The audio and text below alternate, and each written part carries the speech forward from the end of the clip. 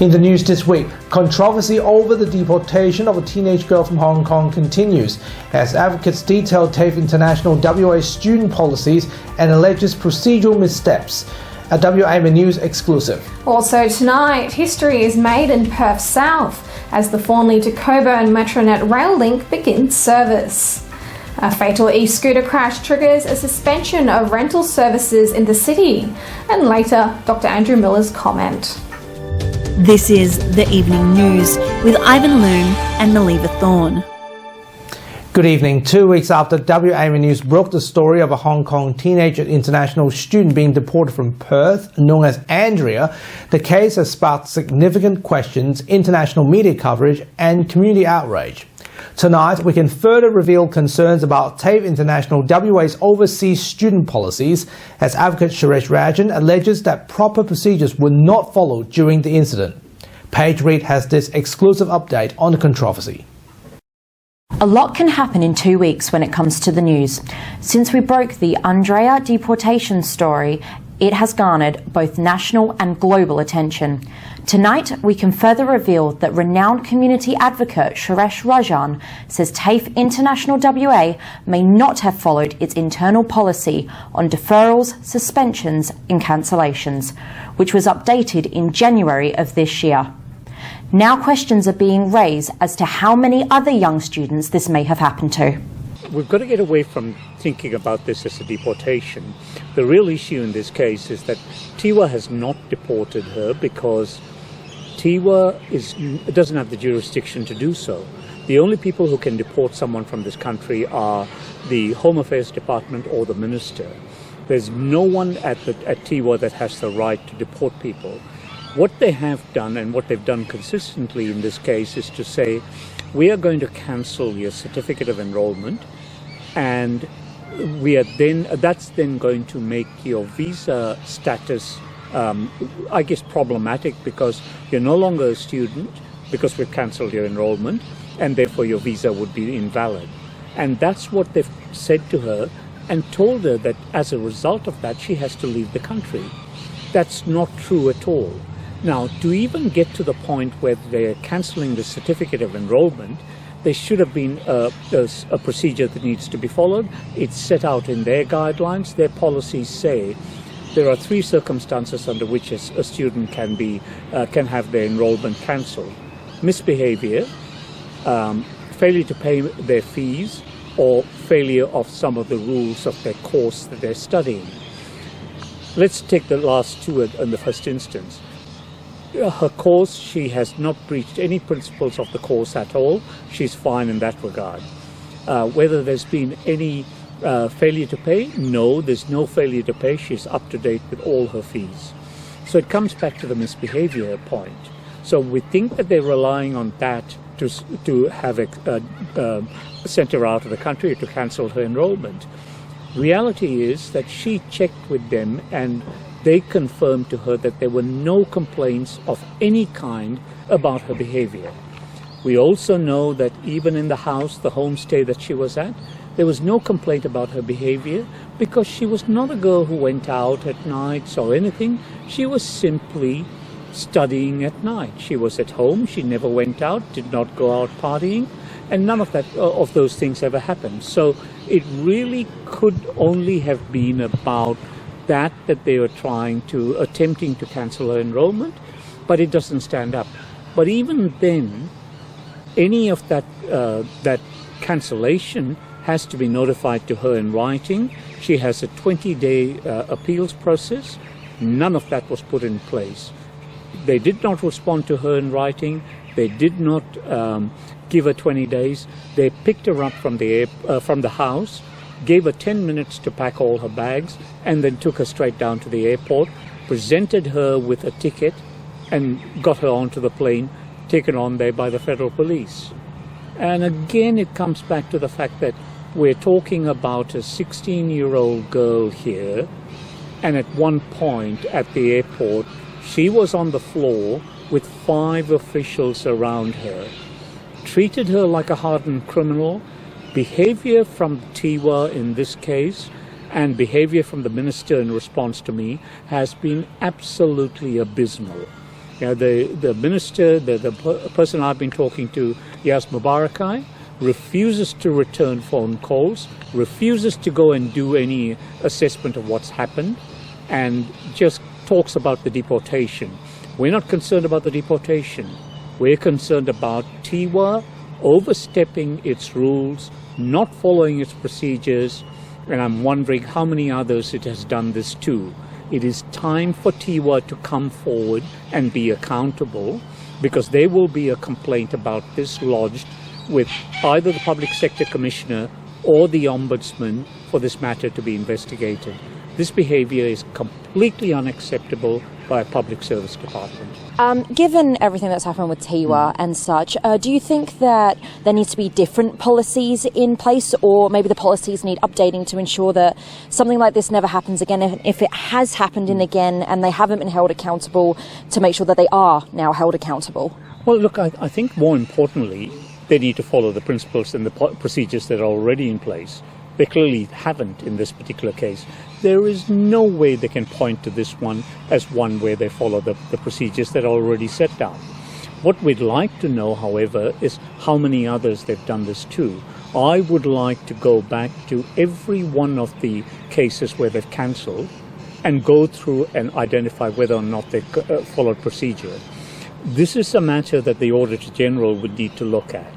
The Auditor General needs to go in there and to examine whether or not they followed procedure, whether they've actually been obeying the rules of the public service, which they clearly have not in this case, and all we're trying to find out is how many other cases there have been of this nature.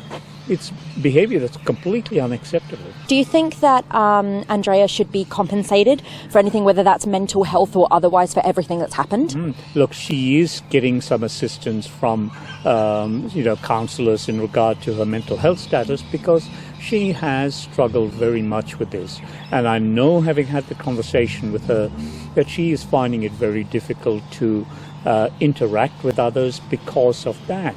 So I think she will need to have ongoing advice and attention, and that's something that the department can certainly pay for, because they have not followed any of the procedures. They've put her in this position, and they need to be held accountable for that.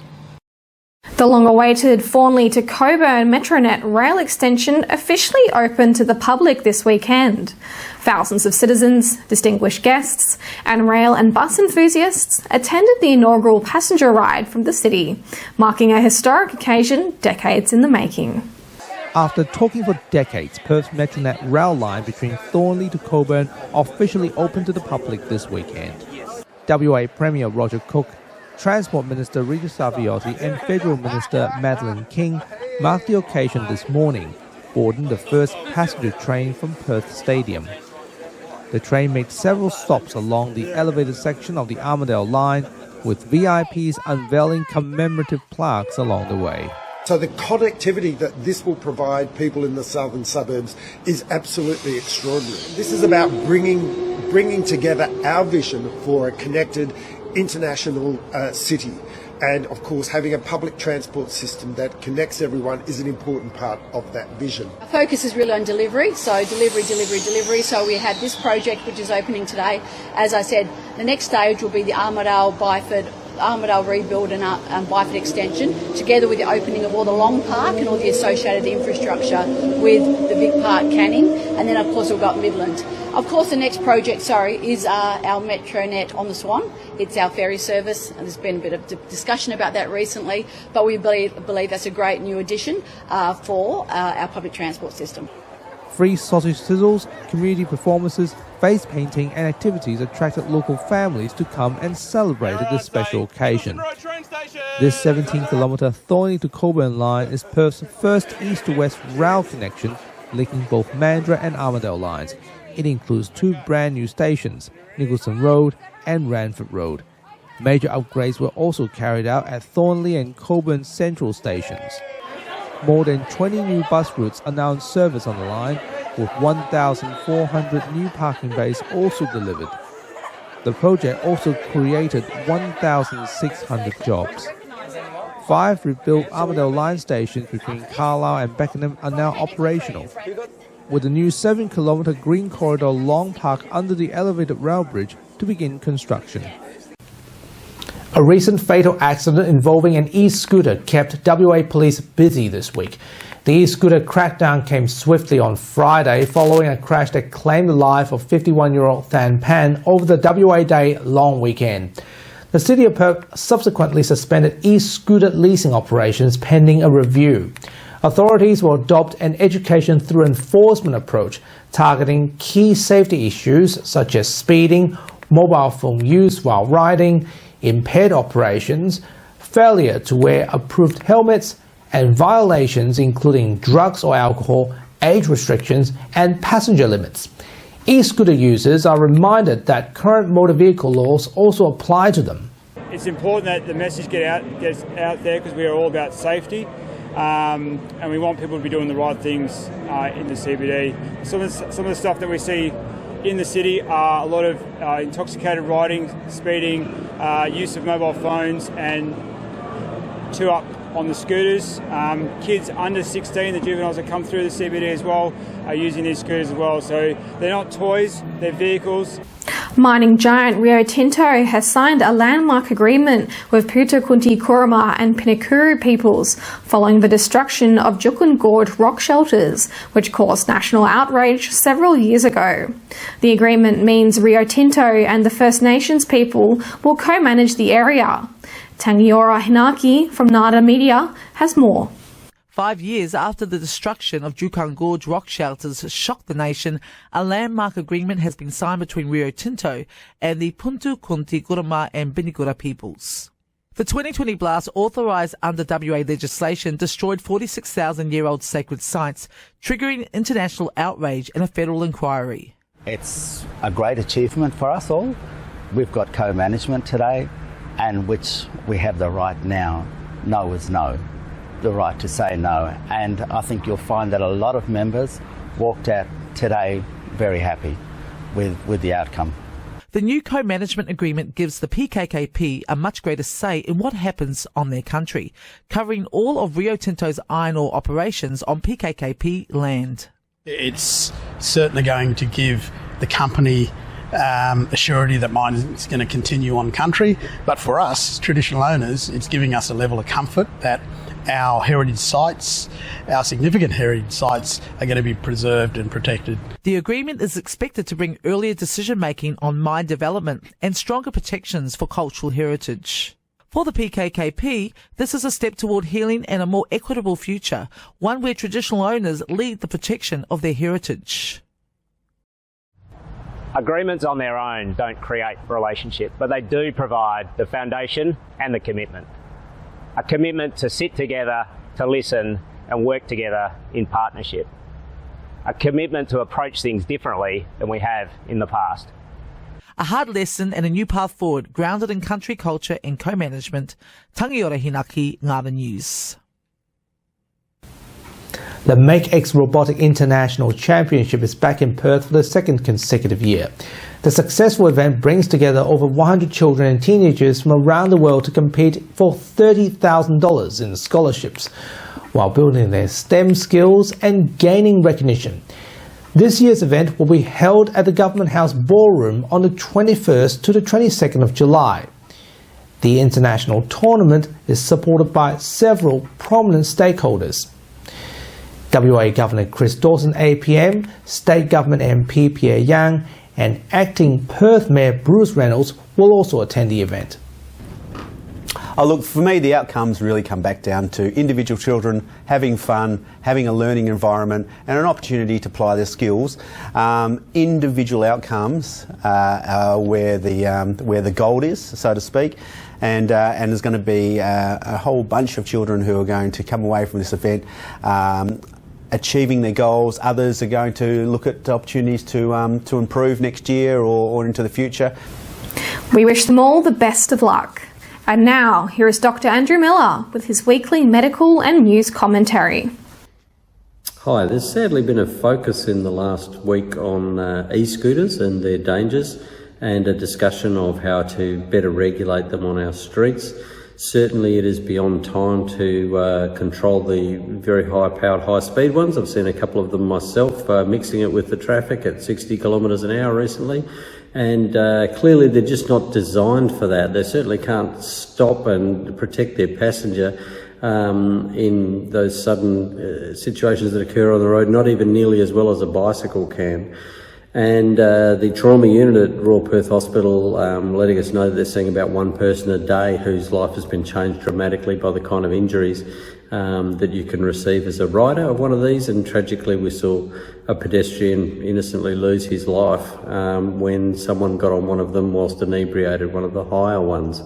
So I think children need to be stopped from riding these, and there needs to be closer regulation if there are going to be higher ones around whether people and where people can use those in our community, and certainly mixing them up with pedestrians does not seem to be a very good idea.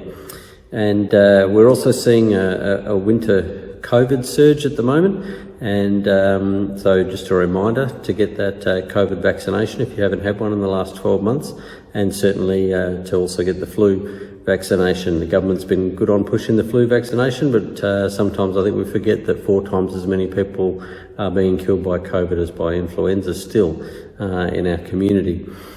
The other thing that's been in the news a bit was the ridiculous notion that we might have legalised bare-knuckle fighting fights in our community. We know that we need to move away from any kind of sport that causes concussion, and particularly ones where concussion is an intentional outcome of the sport. So things like boxing, UFC, and the ridiculous spectacle of bare-knuckle fighting all have to be banned. Our leaders have to take a moral stand on this and prevent these kind of injuries from being inflicted intentionally on people. We know that there are some sports where concussion occurs as a byproduct of the sport, like football, and we need to minimise those, and we need to do further research into the impact, particularly of subconcussive blows to the head, so that young people can understand what they're getting into when they select which of the thousands of healthy sports they might want to be involved in.